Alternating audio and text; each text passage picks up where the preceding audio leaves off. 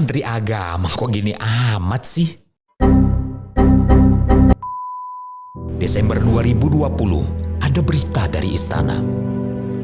Menteri Agama yang baru sudah dilantik dan siap menjalankan tugasnya. Yakut Khalil Qaumas namanya. Sosoknya tidak pernah diduga akan menduduki posisi ini. Benar saja.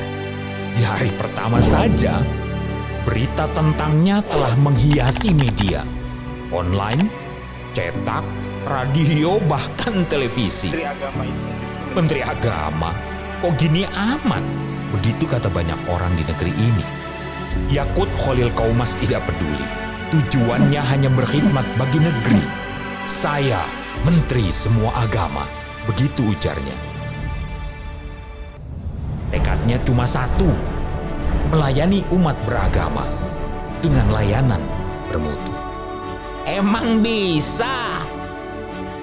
Faktanya, 2 tahun berselang, perubahan mulai dirasakan. Pusaka Super Apps dirilis menandai bergulirnya transformasi digital. Kini publik bisa melakukan pendaftaran haji, pencatatan nikah, dan sertifikasi halal secara online. Menteri Agama jawab harapan Presiden Joko Widodo untuk mewujudkan birokrasi yang berdampak langsung ke masyarakat. Bukan di atas tumpukan kertas, melainkan lincah dan cepat. Wah, segitu doang. Tentu tidak. Inovasi Kementerian Agama beresonansi hingga daerah. Gusmen pun didaulat sebagai pembina pelayanan publik terbaik tahun 2022 dari Kemenpan RB dengan 4 alasan.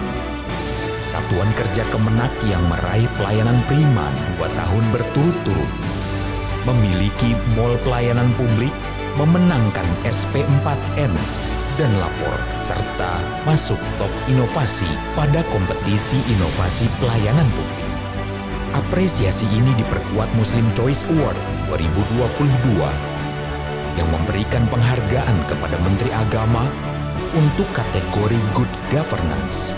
Tempo Ministry Award 2022 bahkan memberikan 3 penghargaan sekaligus, terbaik untuk kategori pengelolaan komunikasi, terbaik untuk pengelolaan website, dan terbaik untuk pengelolaan media massa.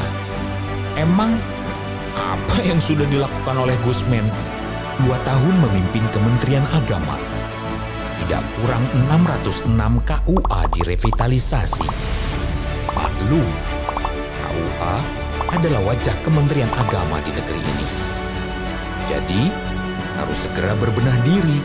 Layanan yang tadinya manual diubah menjadi serba digital, sehingga lebih cepat dan tidak mahal. Tidak mudah memang, tapi Menteri Agama tidak menyerah. ASN Kementerian Agama yang tidak bisa ikut berubah, silakan keluar barisan.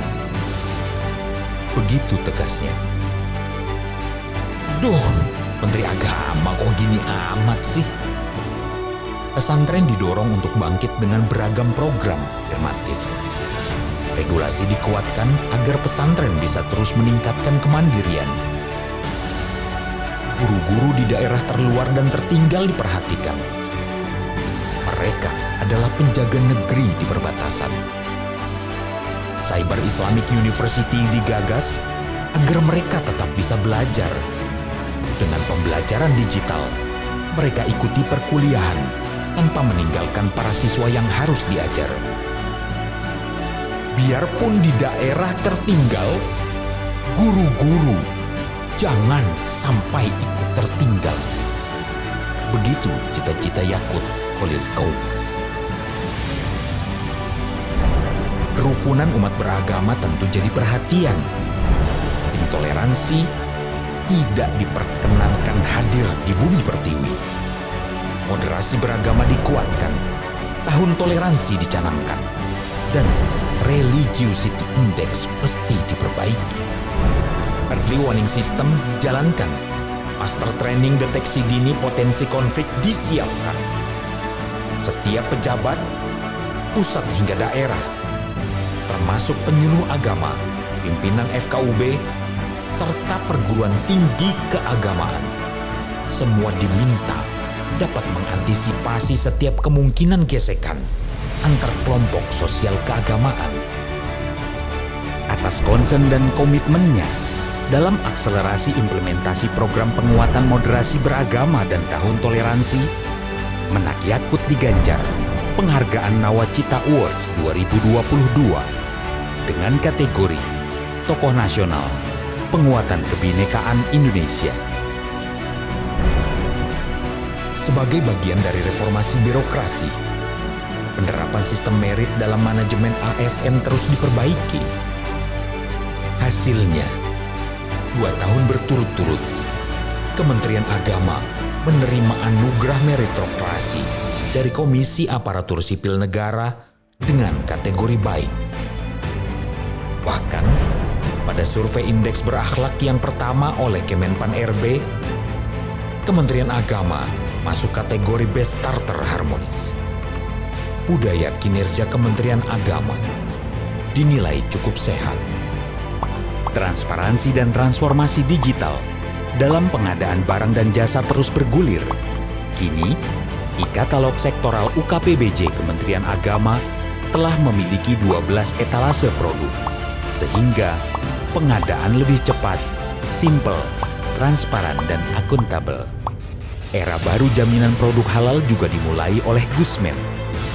Layanan sertifikasi halal dilakukan serba digital.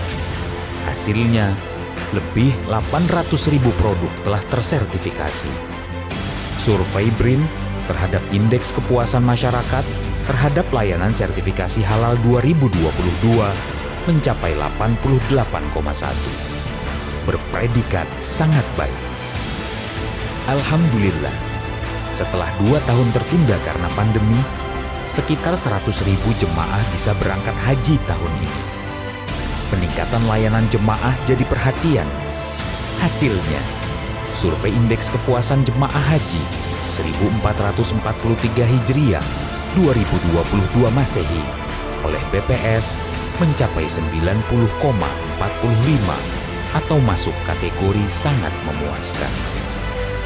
Ini adalah kategori sangat memuaskan dengan indeks di atas 90, yang pertama kali diraih dalam 11 kali pelaksanaan survei BPS sejak 2010. Oh, ternyata Menteri Agama gitu amat ya. Catat, ini semua baru permulaan dari sebuah era kepemimpinan. Masih banyak pekerjaan rumah yang harus dituntaskan. Tidak apa saya dicaci, asalkan Kementerian Agama semakin baik dalam melayani. Begitu Gusmen selalu memberi penegasan. Duh, Menteri Agama kok gini amat ya?